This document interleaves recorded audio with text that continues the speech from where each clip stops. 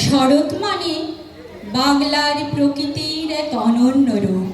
কাশফুল, নীলাকাশ, সাদা মেঘ আর দুর্গোৎসবের আগমনী বার্তা। এই শরৎ শুধু ঋতু নয়, এ যেন বাংলার প্রাণের উৎসবের আহ্বান। তাই আমাদের বাঙালিদের কাছে আগমনী অনুষ্ঠান এক অনন্য আকর্ষণ। আগমনী গান, কবিতা ও নাচে মেতে উঠি আমরা সবাই।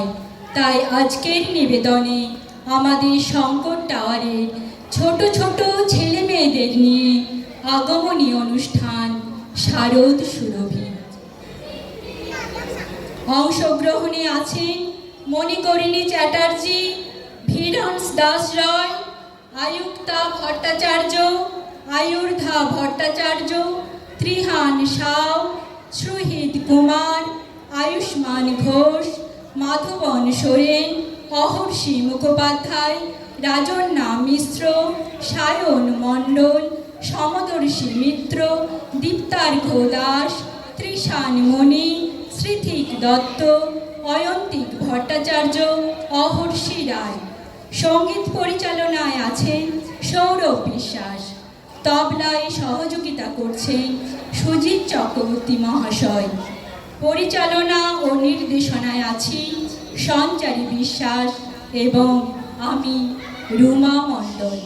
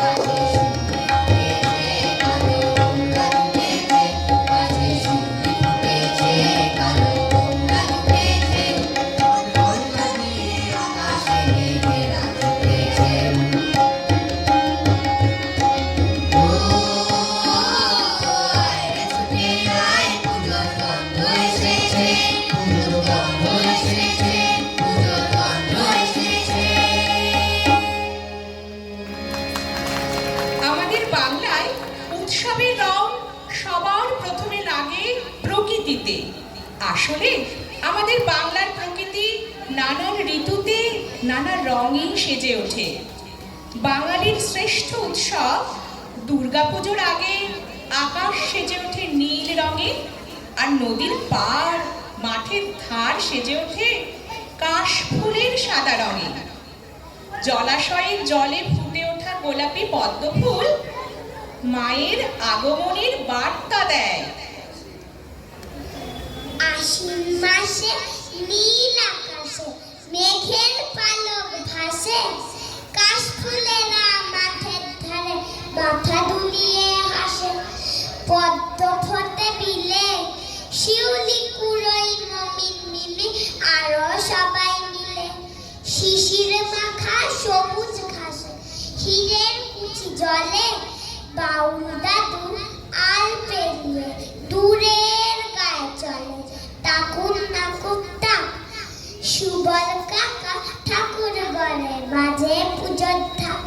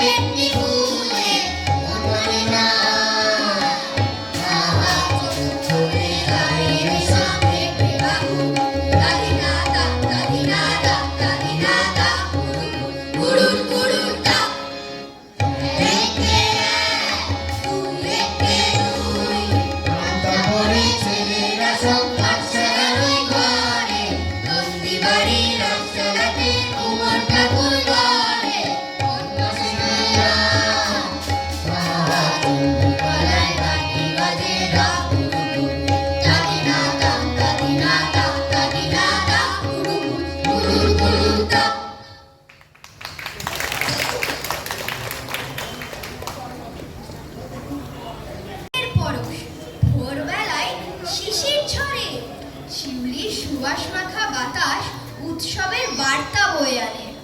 বর্ষার জলে পুকুর, দিঘি, নদী সব পরিপূর্ণ হয়ে ওঠে। ধানের ক্ষেতেও দোল লাগে। শরতের সোনা রোদ ছড়িয়ে পড়ে চারপাশে। আকাশে বাতাসে পুজোর ছুটির গন্ধ ভাসে।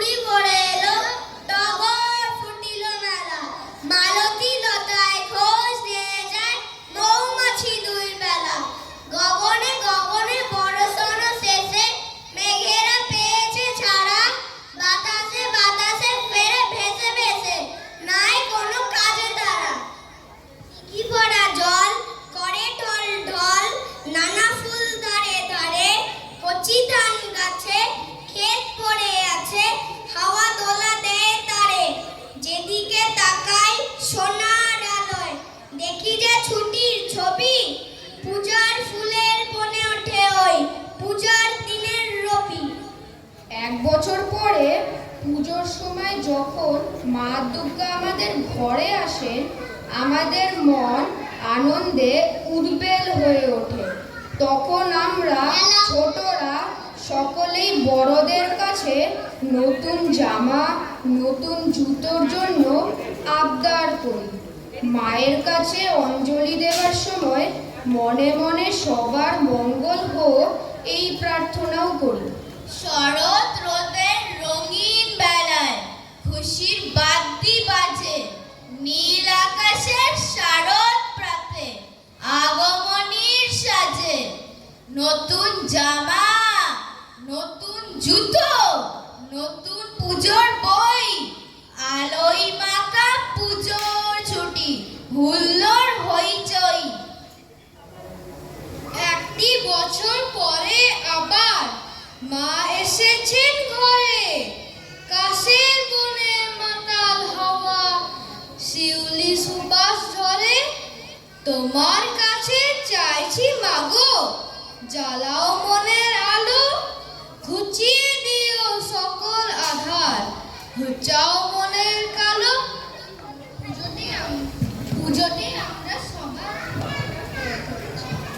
পুজোতে আমরা সবাই আনন্দ মজা করি। পড়াশোনা নেই, ছুটি আর মজা, শুধুই ভালো মন্দ খাওয়া দাওয়া আর ঘোরাঘুরিতেই পুজোর কটা দিন আমাদের কেটে যায়। কিন্তু আমাদের আশেপাশে এমন অনেকে আছে যাদের পুজোর সময়ে কোনো ছুটি নেই। পেটের ভাতের জোগাড় করতে তাদের পুজোর সময়ও কাজ করে যেতে হয়। সবার মুখে হাসি না ফুটলে যে মা দুর্গার পুজো সার্থক হয় না। তাই মায়ের কাছে আমাদের প্রার্থনা রইল, মা তুমি সকলের দুঃখ কষ্ট দূর। এক দুর্গা রিক্সা চালায় কুচবিহারের হাটে, এক দুর্গা 100 দিনের কাজে মাটি কাটে। এক দুর্গা রাস্তা বানায়, পিচ ও পাথর ঢালে। এক দুর্গা রোজ চুনো মাছ ধরছে বিলে খালে। এক দুর্গা করছে মাঠে দিন মজুরের কাজ। এক দুর্গা খিদেই কাঁদে, পাইনি খেতে আজ। সবাই জানি এদের কারো হয় না কোনো পুজো।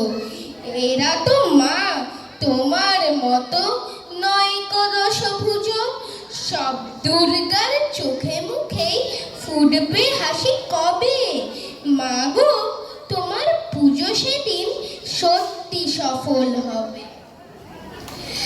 এক দুর্গা পাথর ভাঙে রোজই আসানসোলে। এক দুর্গা পেটের জ্বালায় খনিতে কয়লা তোলে। এক দুর্গা 7-8 বাড়ি কষ্টে বাসন মাজে। এক দুর্গা কারখানাতে ব্যস্ত নানান কাজে। এক দুর্গা চা বাগানে তোলে চায়ের পাতা। এক দুর্গা পাড়ায় পাড়ায় ঘুরে সারায় ছাতা। সবাই জানি এদের কারো হয় না কোনো পুজো। তাই বলি মা এদের চোখেও পুজোর খুশি খুঁজো। সব দুর্গার চোখে মুখেই ফুটবে হাসি যবে। মা গো তোমার পুজো সেদিন সত্যি সফল হবে। এক দুর্গা হাসপাতালের সবার চেনা আয়া। এক দুর্গা নার্স দিদি, তার মনে ভীষণ মায়া। এক দুর্গা সবজি বেচে নিজের পায়ে দাঁড়ায়। এক দুর্গা মুরগি কাটে নিজেই পালক ছাড়ায়। এক দুর্গা হোটেল চালায়, বানায় মাংস ভাত। এক দুর্গা বুট পালিশের জোরসে চালায় হাত। এমনি হাজার দুর্গা যারা পাই না কোনো পুজো, এদের দুঃখ কষ্ট তুমি দরদ দিয়ে বোঝো। সব দুর্গার চোখে মুখে ফুটলে হাসি তবে। মাগো তোমার পুজো সেদিন সত্যি সফল হবে। যাই হোক, আমাদের মণ্ডপেও দুর্গা ঠাকুর ইতিমধ্যেই এসে গেছে। এখন কয়েকটা দিন শুধুই আনন্দ মজা করার সময়। ছোটদের এই কদিন কোনো পড়াশুনো নেই, তারা এখন বাড়ির বড়দের সাথে মণ্ডপে মণ্ডপে ঠাকুর দেখে বেড়াবে, পুজোতে সাংস্কৃতিক অনুষ্ঠানে অংশগ্রহণ করবে, পুজোর ছুটিতে বেড়াতে যাবে। ছোটদের সকলের মনের ইচ্ছা মা দুর্গা সারা বছর আমাদের শঙ্কর টাওয়ারেই থেকে যাক, আর এই আনন্দ উৎসব চলতেই থাকুক। মাঝে আবার এসে গেল, বাজলো ঢাক ঢোল, তোরা সবাই তাড়াতাড়ি বই খাতা তোল। কার্তিক, গণেশ, লক্ষ্মী, সরস্বতী এসেছে মামার বাড়ি। ষষ্ঠী, সপ্তমী, অষ্টমী, নবমী এই 4 দিনটাই বইয়ের সাথে করে দিলাম হারি। মা যদি থাকতো তার রোজই বাপের বাড়ি, পড়াশোনা হতো না যে মজা হতো ভারী। দশমীর ঢাক বাজলে পরে বুক করে দুরু দুরু, কাল থেকে যে করতে হবে আবার পড়া শুরু। আমাদের শারদ সুরভি এখানেই শেষ হলো। সবাইকে অসংখ্য ধন্যবাদ।